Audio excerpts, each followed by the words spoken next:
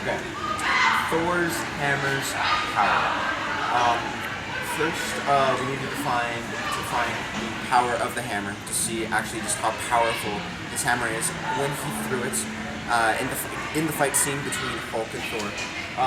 We had defined the distance and the time as well as the mass of the hammer.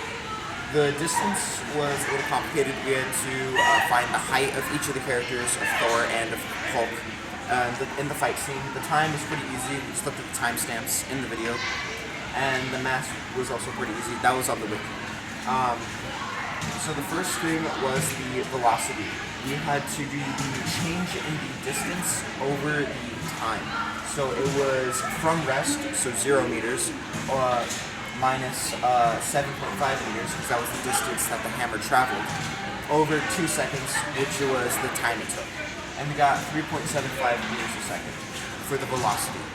Next was the acceleration, which was the change in velocity, and again, it was from at rest at first, and then it was, getting thrown. So we took this number again and divided it by the time again to get the acceleration of 1.875 meters a second. Then we found the force by multiplying the mass of the hammer by the acceleration of the hammer. And we found the force was 35.81 newtons.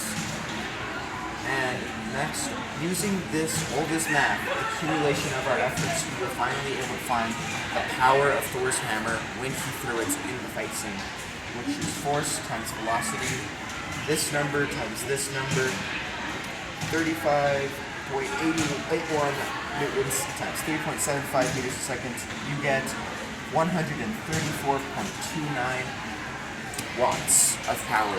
That is the power of Thor's hammer. Now, time for the power that it takes Hulk to fly backwards in the fight scene. We found the distance that Hulk actually travels from being at rest to flying backwards by the hammer, and then the time it took for him to be thrown backwards, as well as Hulk's mass, which was on the wiki.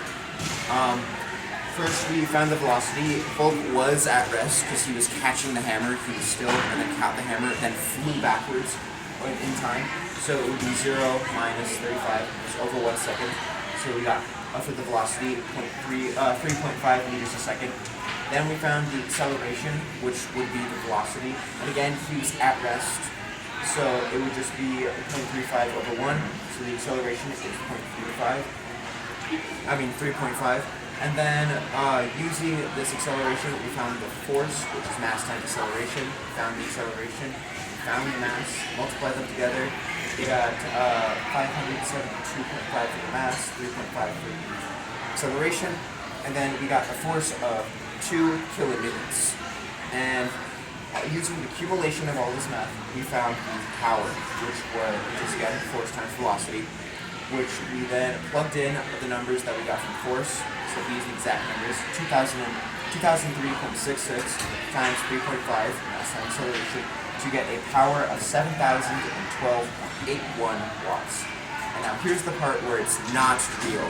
If we go back over here, thank you, we can see that the numbers are much smaller, especially in the power and in the force. It is much smaller. And then if we come back over here, the numbers are way larger. The power that it took that Hulk had while flying backwards was, I think it's like astronomically larger than the power that the hammer initially had. This is why it's not real, because of magic. Magic made it possible, and also probably a lot of VFX effects.